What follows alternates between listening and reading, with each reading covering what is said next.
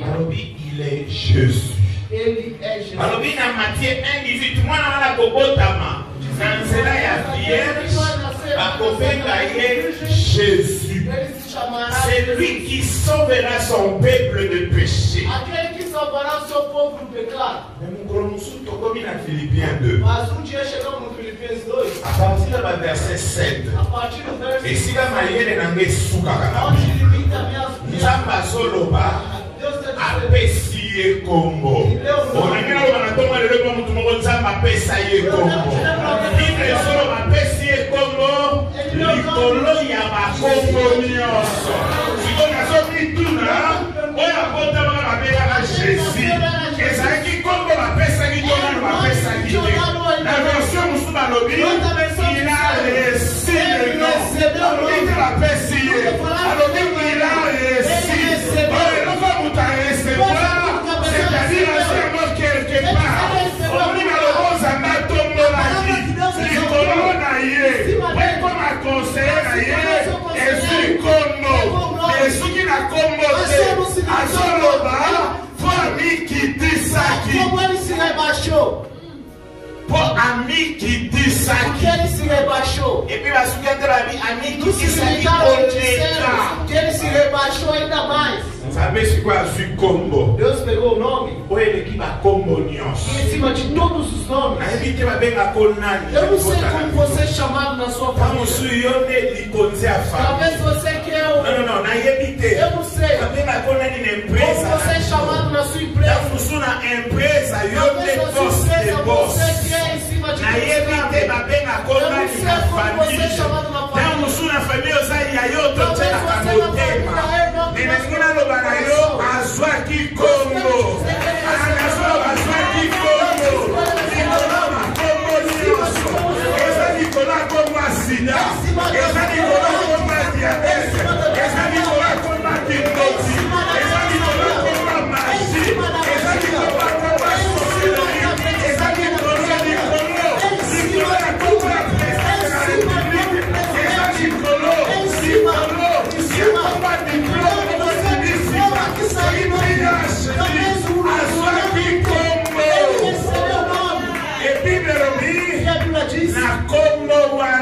Através desse nome, na bolongo nyonso, na olobela ba genou na yo, na olobela ba bolongo, les genoux spirituels, ezali kama croyance ya mutu, na olobela ba genou te, na olobela ba genou spirituel, esika croyance na yo, efandaka, eskolina banani, eskolina bamama kokola kufa.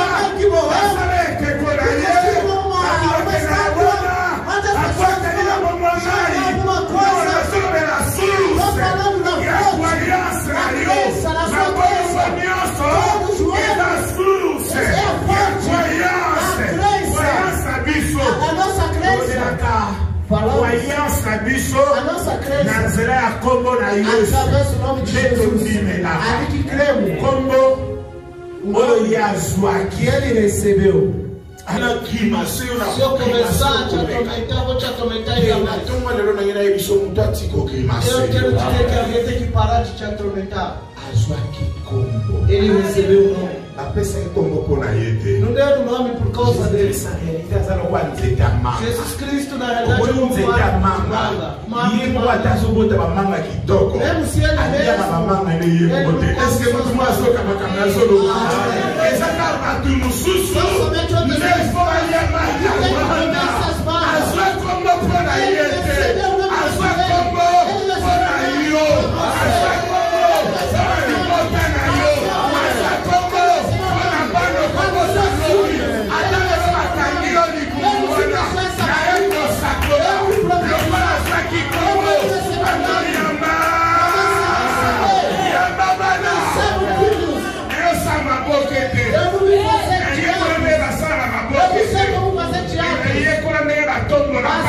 aprendi como exaltar o nome.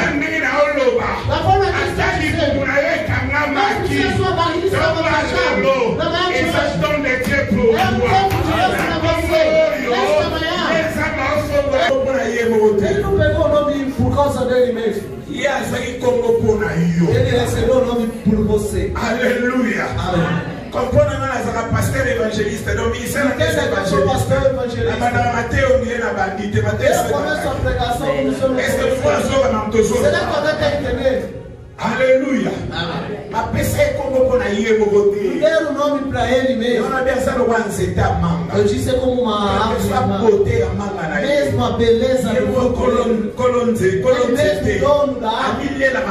Ele não pode comer a fruta. Se nós olhamos de ser, nós chamamos aqui se as pessoas falharem, tacar uma pedra. Esse cara é calculador. Se ele atirar no folha, ele quer comer aquela manga. A bênção que deu o nome de Jesus. Que nome que ele recebeu? Ele já foi chamado Jesus quando ele nasceu. Ele é Cristo segundo o Cristo. Porque Cristo é o meio que nunca morre. Que nome é mais que se você chegar no 8 de Filipenses, porque ele se rebaixou ainda mais. É por isso Deus ele soberanamente exaltou. Il lui a donné le nom.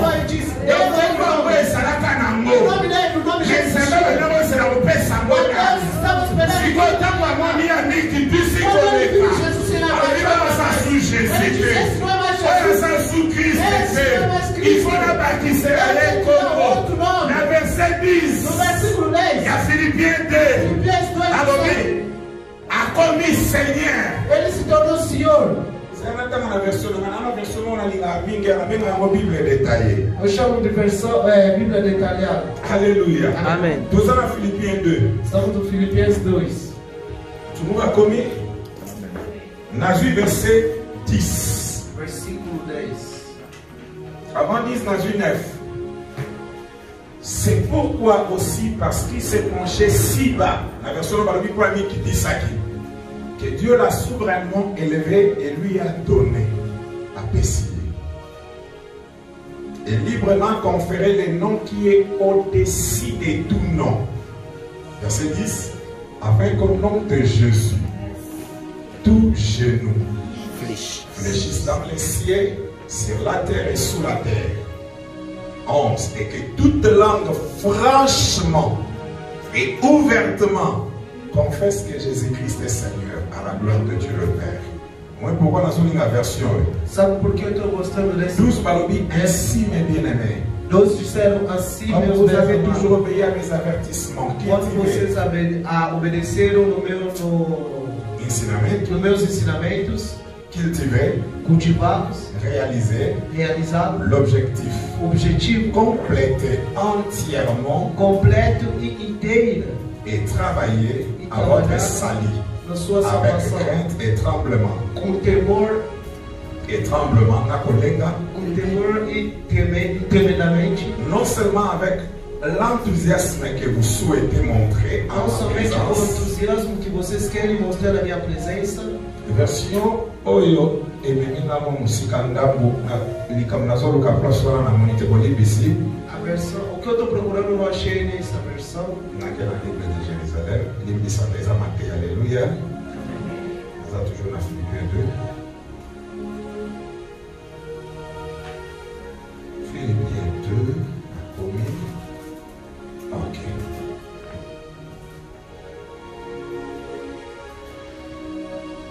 Verset 9, Naleki.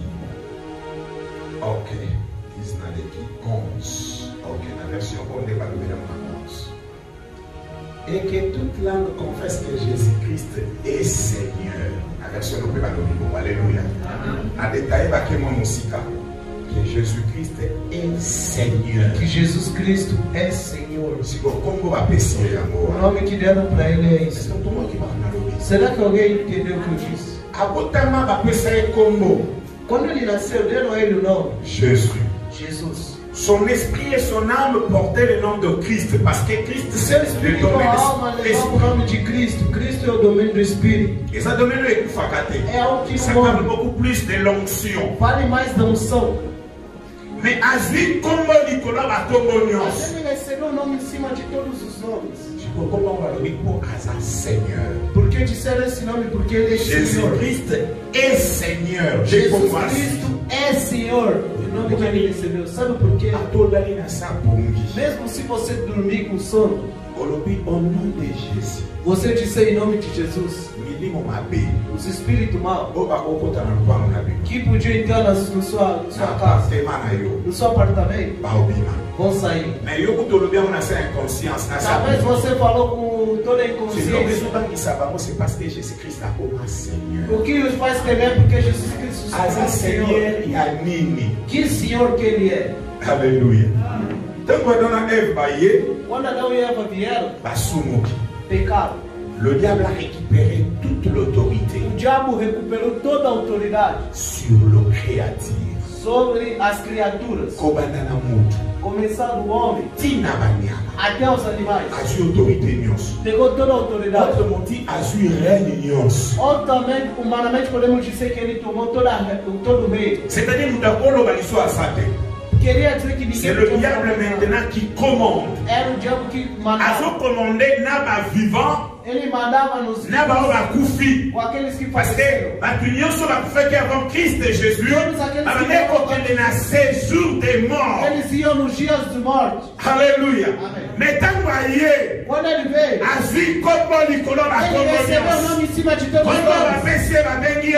Jésus-Christ, le Seigneur. O Senhor, le Seigneur. Le Seigneur de tout. Avant comme Seigneur de tout, répétez qui est la clé. Les clés de la divinité. La clé sont la cagnosse. A son mari m'a belé. A Fatina sa m'a belé. Avec l'autorité. A récupérer l'autorité. A récupérer le pouvoir. A récupérer le force. A récupérer l'union. A soutenir la nature.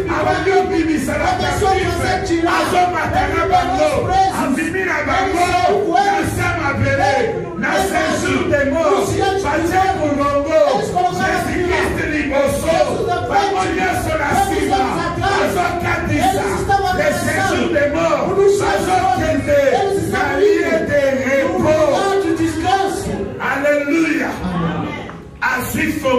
Ele recebeu a chave por causa do nome que ele recebeu. O que te atormenta? O que atormenta a sua vida?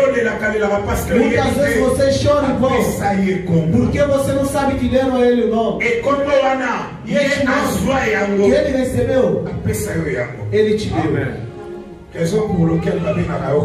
a razão pela qual você é chamado de cristão. Ele não foi na dimensão física como Jesus. Ele te levou na dimensão espiritual.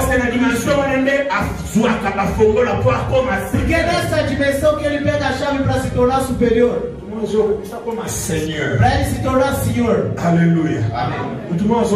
Será que alguém está nos ouvindo? Então on l'appelle Seigneur. Quando ele é chamado de Senhor, ele não é seu limitado em ser Senhor. On l'appelle Seigneur do Senhor. A Bíblia o chama Senhor dos Senhores. Quer dizer, na sua família, pode também haver Senhor que dominam no feitiçaria ou bruxaria. Talvez você não era nascido ainda. Comeram carne, beberam sangue das pessoas, fizeram no cemitério, falaram que depois aqueles que nasceram depois, ninguém irá adiante. Pode batalhar. Saiu no Congo. Saiu em Angola. Saiu no Congo Brasil. Saiu na Guiné. Fazer esforço de chegar. Mas como fechar você no Senhor da sua família? Não há como você na frente. Você sabe que tem pessoa no Brasil sofrendo. Está chorando. Trabalha como Senhor. E o salário dele parece que outras pessoas que come. Quero te dizer como o Senhor dos Senhores. Domina mesmo sobre os senhores da sua vida. Senhores, a família, da sua família não consegue fazer nada. Quem contou uma história ao Filho de Deus? Meu pai, meu avô, cada um chama do nome que quiser. O nome dele se chama Adini Abala. Ele era pastor, presidente, fundador da igreja que chama Deus é bom. Aleluia. Amém. Esse pai, o Senhor, um dia ele dormiu. Ele trabalhou, ele fez muita obra de Deus, estava muito cansado. Ele não orou. Dormiu. Quando ele dormiu, vers 10h, 2 horas da manhã, le plus grand marabout de África Central, o bruxo mais forte da África Central, deram a ele a missão de matar esse senhor. Veio com todos os seus colaboradores e entraram na casa do pastor. Entraram dentro da casa do pastor. Entraram também dentro do quarto. Comme na chambre à pasteur, il est responsable à côté à ele era responsável, então ele ficou ali e deixou seus Ele viu o pastor dormindo sozinho. Começou a se aproximar. O vaca que ele trouxe invisível.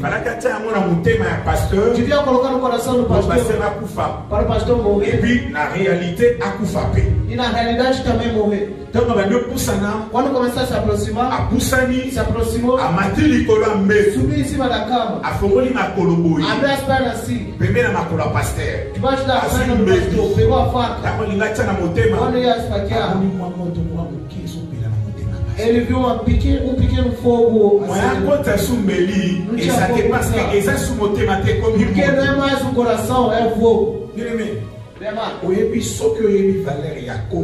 Se você souber o valor do nome de Jesus, se você começar a usar esse Jesus na verdade, outras coisas não vai ser você que vai forçar. Não vai buscar na sua força. Não vai pedir para as famílias te ajudar. As coisas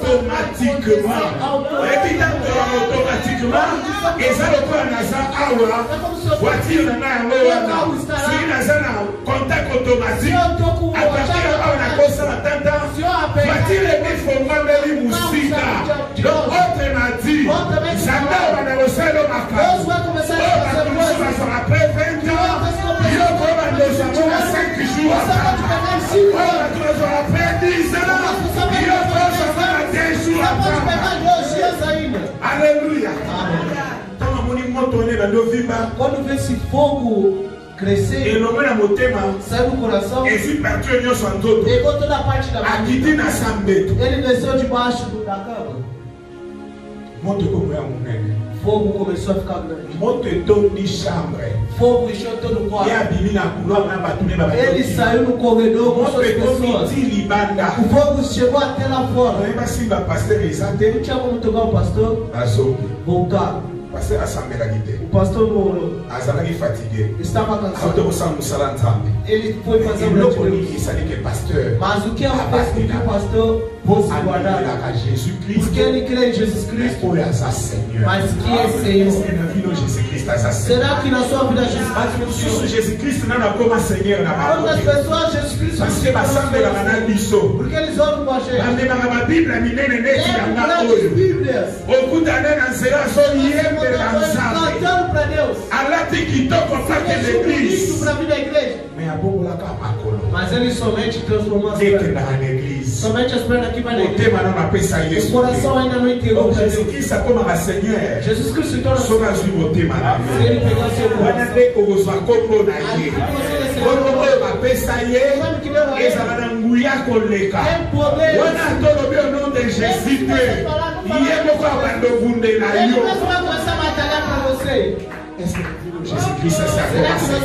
Jesus Cristo se tornou Senhor. muitas pessoas transformaram a boca, cantam para Deus, eles sabem cantar. Hoje eu não sou contra os músicos, mas outras vezes eu olho quando estou falando em cristianismo, tem muitas brincadeiras. Tem outras músicas que você leva a palavra de Deus, mas eu quero que Jesus seja o nosso Senhor. Antigamente, quando os pastores começaram a orar antes, o irmão lá no Congo, como ele gostava de um irmão chamado Emelea, ele fez uma canção que ele entrar no estúdio. Ele estava cantando: Senhor Jesus, você que é o rei, você que é filho de Deus.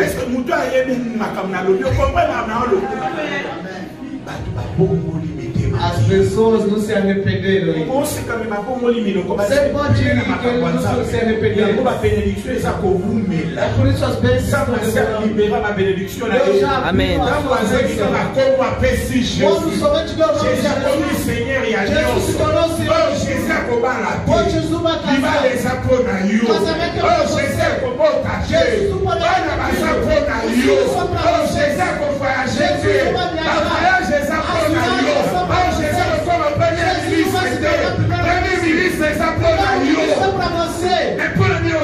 mas por que você não está recebendo? É porque ele não se tornou seu Senhor. Você vem na igreja, a pessoa está cantando para Deus em casa. Tem outras músicas que eu não gosto. Mesmo se você gosta de oração, você pode achar que eu não gosto de oração. Eu gosto de oração. Eu gosto de oração. Deus não é Deus de joelhos. Desde quando que ele se tornou Deus de joelhos? E nas nossas igrejas nós cantamos Deus de joelhos. Dos seus joelhos. Você procura na Bíblia onde você vai achar. Ele é meu Deus. De todo Deus inteiro. Meu espírito. De todo meu espírito. De toda a minha carne, meu corpo. Não é somente Deus dos meus joelhos. Aleluia. As pessoas não tornaram Jesus Senhor ainda. É por isso a bênção. Ele pegou esse nome não somente para ele, mas recebeu o nome para nós. As coisas de Deus sempre são atrás, porque queremos levar as coisas de Deus da forma que as coisas do mundo fazem. É a política que o diabo está levando para a bênção dos filhos de Deus demorarem. O filho de Deus está me ouvindo? Ele recebeu o nome Jesus Cristo é Senhor. Ele é o rei de todas as coisas. Recuperou tudo que estava na mão de Satanás. É por isso quando ele ressuscitava, o dia que ele ressuscitou, Israel ficou toda atrapalhada. Todo Jerusalém foi atrapalhado. Eles viram Davi, estava andando. Viram Salomão, estava andando. Viram Jeremias, estava andando. Viram todos aqueles que morreram lá, estavam caminhando. Por que eles estavam caminhando? Porque eles tiraram eles para levá-los que era o Sheol, lugar de descanso. Se Jesus recebeu o nome, se tornou Senhor, se tornou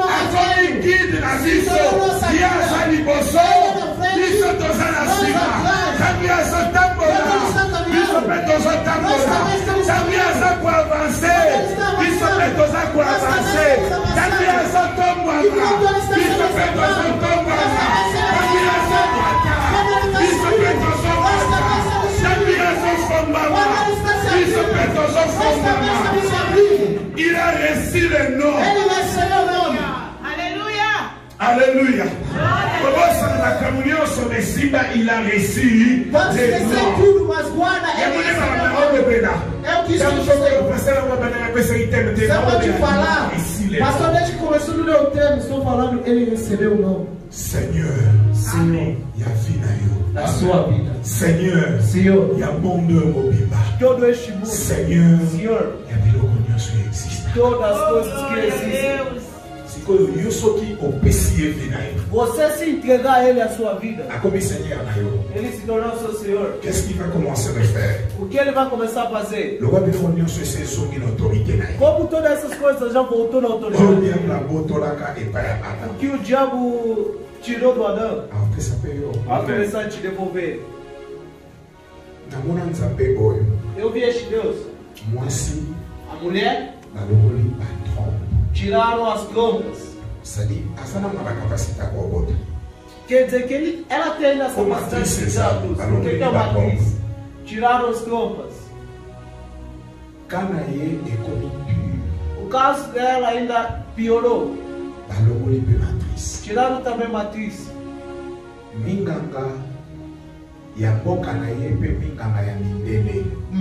Médicos da sua cidade, médicos de fora, disseram que infelizmente ela não vai conseguir conceder mais filhos.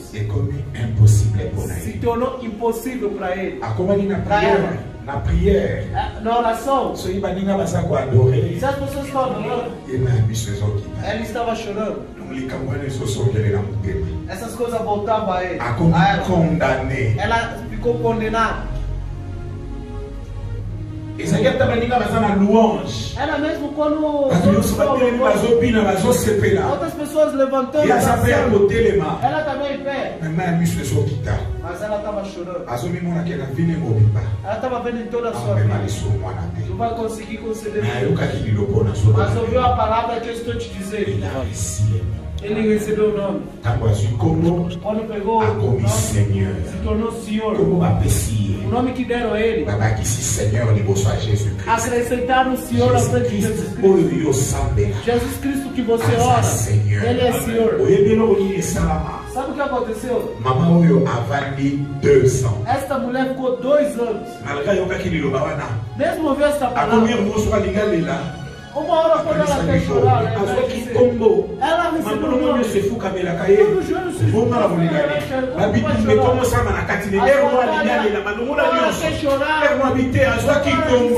recebeu o nome. Quando lembrava disso, no 3º ano, se contaram com o homem da vida dele. Vocês entenderam o que eu disse? Se encontraram com o homem.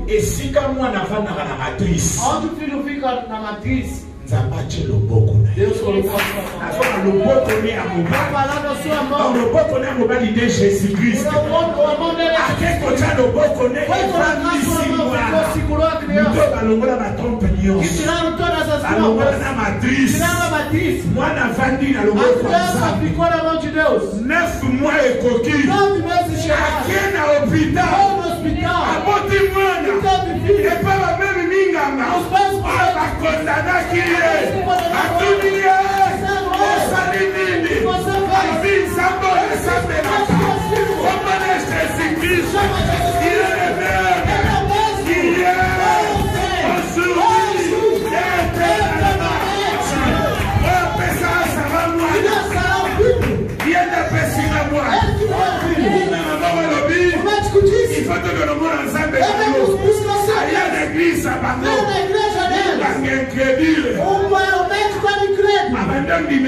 começou a acreditar em Deus.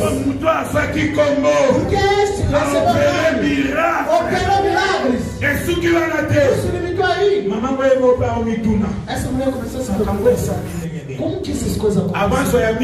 Antes de pegar os filhos, Deus mostrou a ele o que ele faz. Mostrou ele onde ele coloca a mão. Ele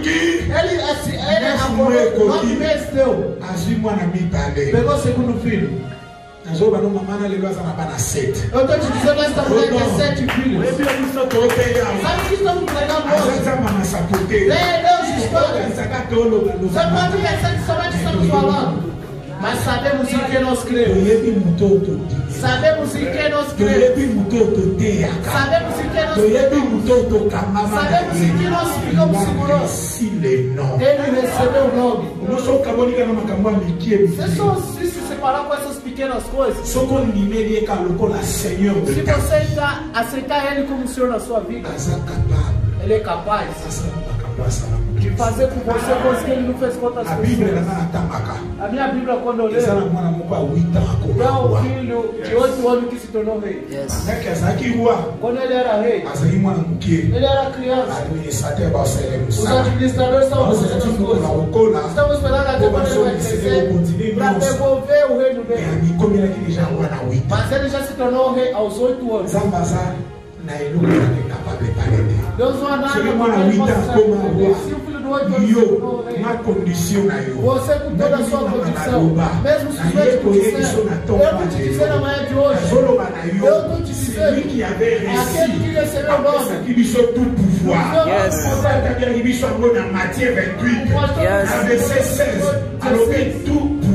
ele disse todo poder était donné. me foi dado. Me foi dado.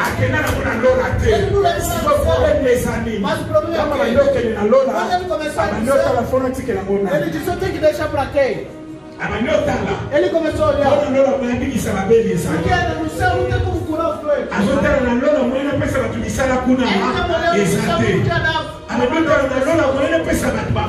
Não tem como dar viagem no céu. O que eu devo fazer? Pegou todo o poder. Jesus ficou com nenhum poder. Recebeu tudo.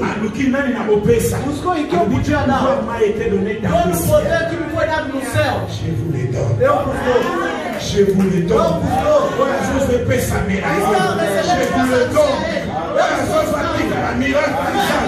Je vous le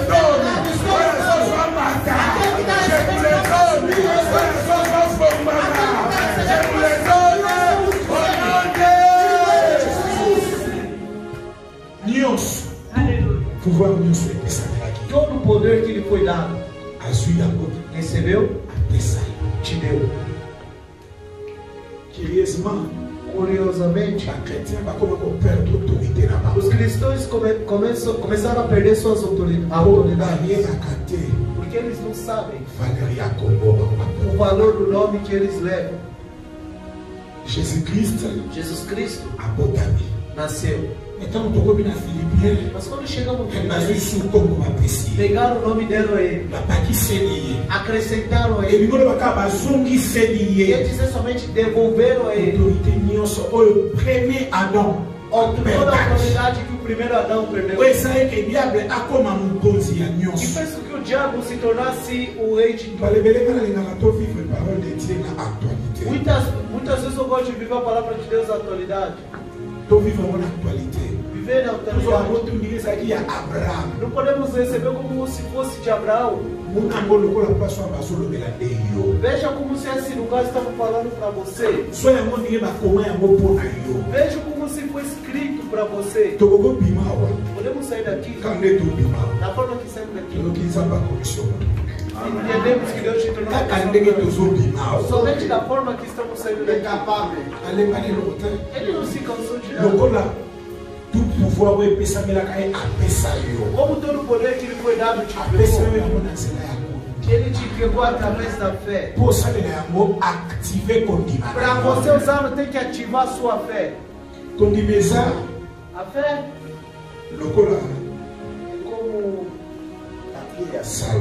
é como o papel de sal. Você fiel é como o celular. Celular, se faltar dentro de você é o Espírito de Deus, é como um chip.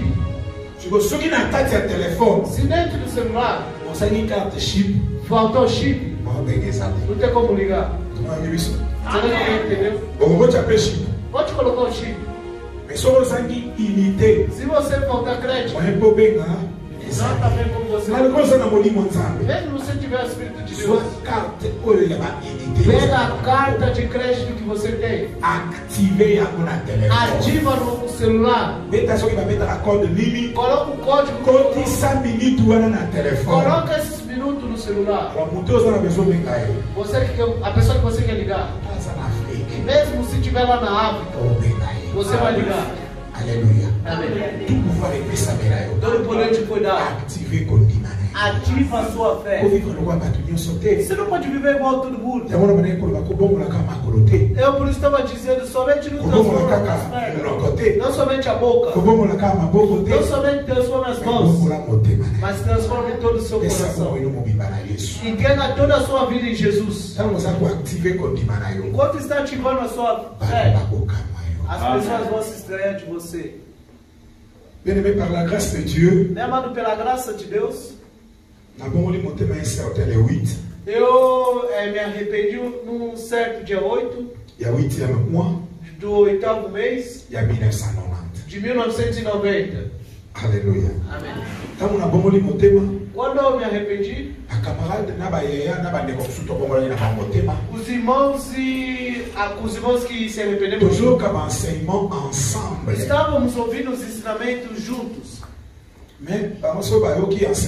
Mas se eles ouvirem ensinamento, a juventude ainda agia. Deixar uma calça assim. Porque na nossa época, os sapatos assim não tem mais. Mesmo na nossa época, nós usamos o tinha o ferro. Se você não vestiu, você não está em moda. Mas hoje, se tu é o doutor Martins, já passou da validade. Mas jovem daquela época tinha que usar doutor Martins. Nós era lino. Era calça sandália. Hoje estamos usando calça sentir. A calça tem que fazer como se fosse outras coisas embaixo. Esse é um grande look que reina. As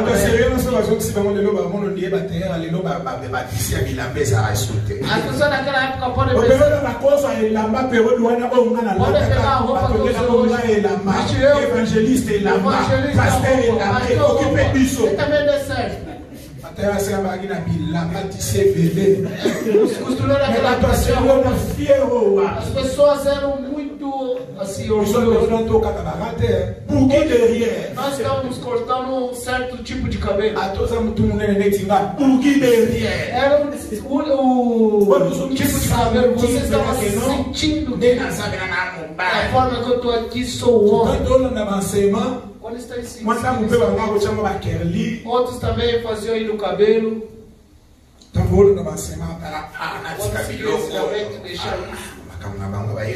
As coisas dele de Jesus. Ele vem na igreja. Disse se arrependeu. Mas na realidade não entregou a vida do coração a Jesus. Para Jesus se tornar Senhor, você tem que pegar o seu coração. Entrega a Jesus. Você tem que ficar sem coração. Alguém tem isso?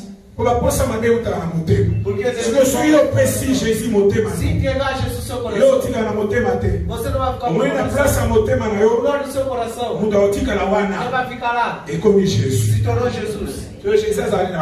Jesus não tem desejos maus. Aleluia. Jesus não tem desejo mau.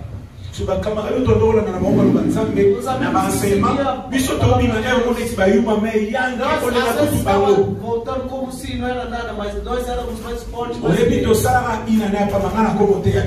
Fizemos somente um ano começar a pregar na igreja. Dentro da igreja, os irmãos mais velhos que começamos a se arrependemos juntos. Os amigos que se arrependemos juntos começaram a me chamar de DJ. Era chamado dirigente.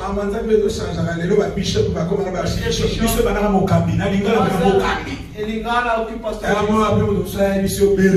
Outras pessoas chamam de pastor. Seus amigos te chamam de pastor. Vieram junto para te chamar de pastor.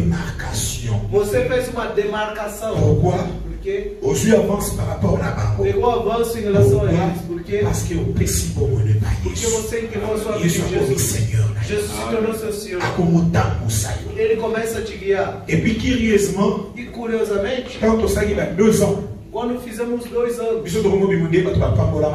nós começamos a aparecer como se fôssemos abençoados mais vezes. Sabe o pecado da forma que leva a pessoa? Já vi la vérité. Quando eu disse que eu me arrependi, se você me olhar ser marca, o pecado transforma a pessoa de um jeito ruim. Se torna ele como Senhor, seu Senhor. Tudo voltará novo. Vai te facilitar coisas. Outras pessoas que você buscar. Trabalho saiu de lá. Trabalho Deus te buscar.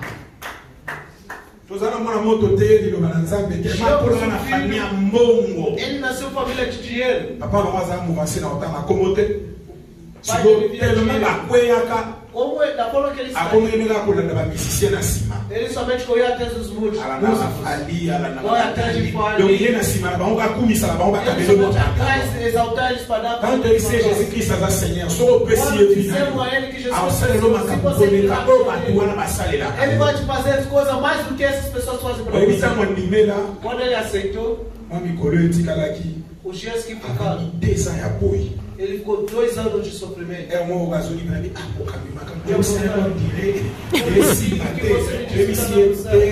Dissemos não. Deus é como mãe. Se a mãe está fazendo quizaca, quando os pastores eram crianças, toda pessoa que na época Zai, sabe o que eu estou dizendo? Se saiu meu dia, se não fizeram comida ainda, vai ficar com dor de cabeça. Você não pode mais. Aleluia. Ou você sabe o que eu estou dizendo, ou você não sabe. Essa dor de cabeça é fome. Aleluia. Todos nós passamos por isso. Uma boa mãe. Mediante quanto você mesmo se você tiver com vai te deixar com dor. Não vai nem porque como o homem não deu certo, se te der assim, vai te levar para a verdadeira doença.